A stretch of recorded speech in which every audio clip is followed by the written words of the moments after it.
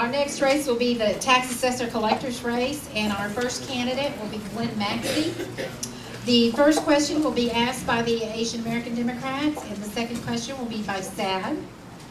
So, you'll have 1 minute, Glen, and your time. Good evening. I'm Glen Maxey. You've known me for a long time in this community. I come here with a record of activism and action, whether it's been fighting for civil rights and civil liberties, working at the legislature, and then being your state representative fighting the forces of darkness for 6 terms. I have a record on doing the right thing.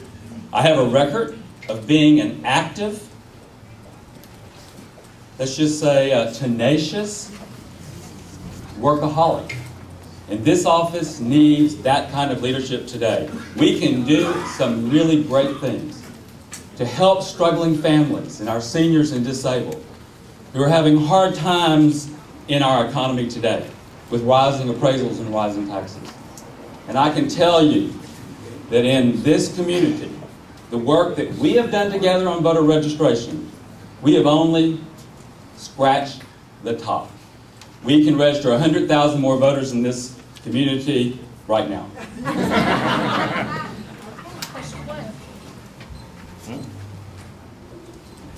Asian American Democrats.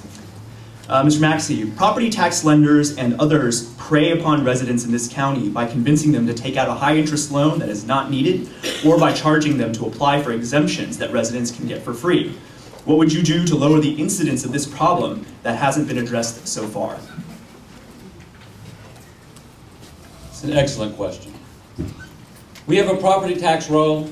We have other databases. We know people's age.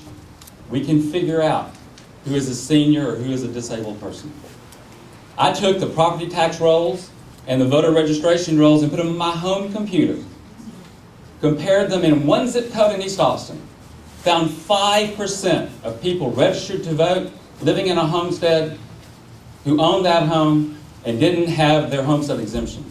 Some of them were seniors over 10, 15 years. That is unacceptable. It is unacceptable. We can do better. We can find those people, make sure they have their exemptions. When property tax notices go out, and a property tax owner has a senior exemption or a disability exemption, for God's sake, we shouldn't be sending them a threatening letter about taking away their home. We should be sending a letter, if they're late, saying how they can defer their taxes, because they have the right to do so. These fly-by-night loan sharks in East Austin are the developers who are preying on these kinds of citizens who need our help. It's unacceptable.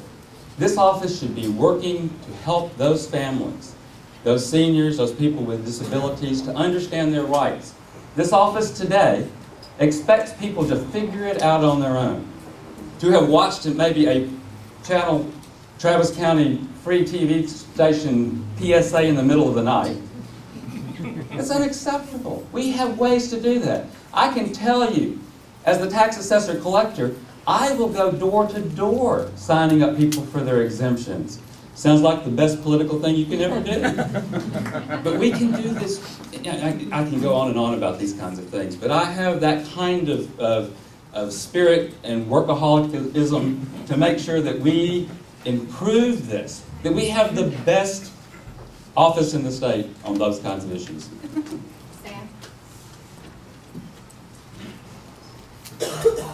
South Austin Democrats. Glen, you have a history of being a Democratic activist in hundreds of campaigns. You've run partisan voter registration campaigns. You are known as Mr. Democrat. With this history, how can you be the tax assessor collector and not be accused of doing it in a partisan or politicized fashion? Wow, that's an excitingly good question. I am Mr. Democrat. I have been partisan.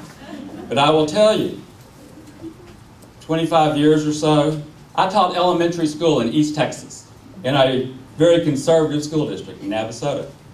I worked for Ted Kennedy while I was a teacher, but I never brought my politics into the classroom because I know where that line is. I worked at the legislature as a legislative aide for Kent Caperton and then for Oscar Mawsey. Oscar Mawsey, one of the most liberal, activist Democrats that's ever lived. We did a lot of things, but I knew how to keep my politics out of the legislative office. I helped write ethics bills at the Capitol. I helped do the kinds of things that open up the process and make it open to everyone. 6 terms in the legislature, and nobody ever accused me of going over that line.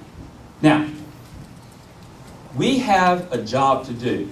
We have registered thousands of people in this county. But the problem we have is we can't do it only in a partisan way. I need this nonpartisan hat.